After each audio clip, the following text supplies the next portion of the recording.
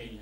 Na waziri wa elimu Julius Migos Ogamba amedhibitisha dhamira ya serikali ya kuimarisha elimu ya juu, maslahi ya wafanyikazi wa vyuo vikuu pamoja na kuhakikisha kuwa masomo yanaambatana na ukuaji wa teknolojia ya kidijitali.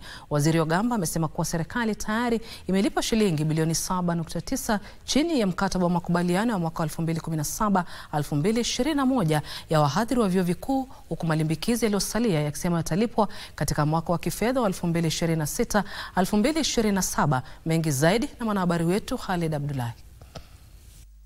Serikali imeanza kulipa sehemu ya madeni ya mishahara ya muda mrefu kwa wahadhiri wa vyuo vikuu, hatua inayochukuliwa kuwa muhimu katika kuimarisha sekta ya elimu ya juu na kutatua migogoro ya kikazi ambayo imeathiri kwa kiasi kikubwa shughuli za masomo katika kipindi cha mwaka mmoja uliopita.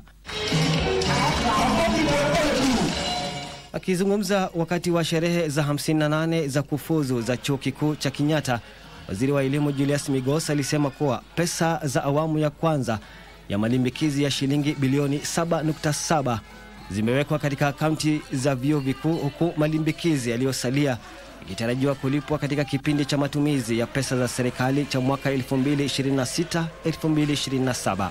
The first installment of the 7.7 billion of 3.8, which was due to be settled by the 31st of December 2025, has already been paid.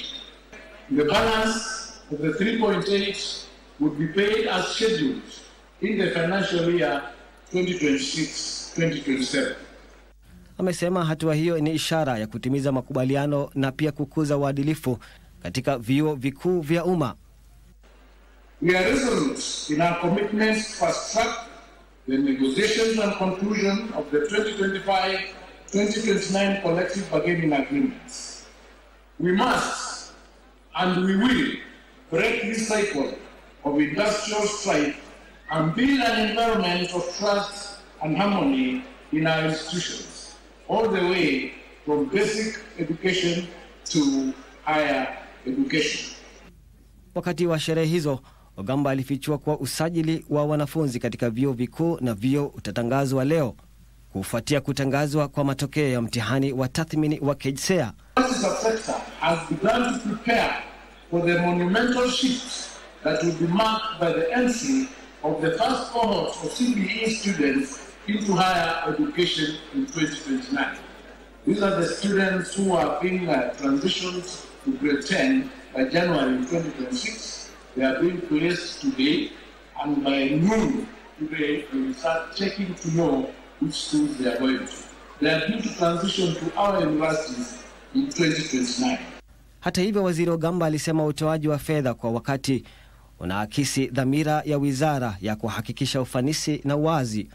Akitoa pongezi zake kwa waliohitimu, Ogamba alitoa changamoto kwao akiwataka kutumia ujuzi waliopata kuchochea ubunifu, ujasiriamali na kuchangia maendeleo ya taifa.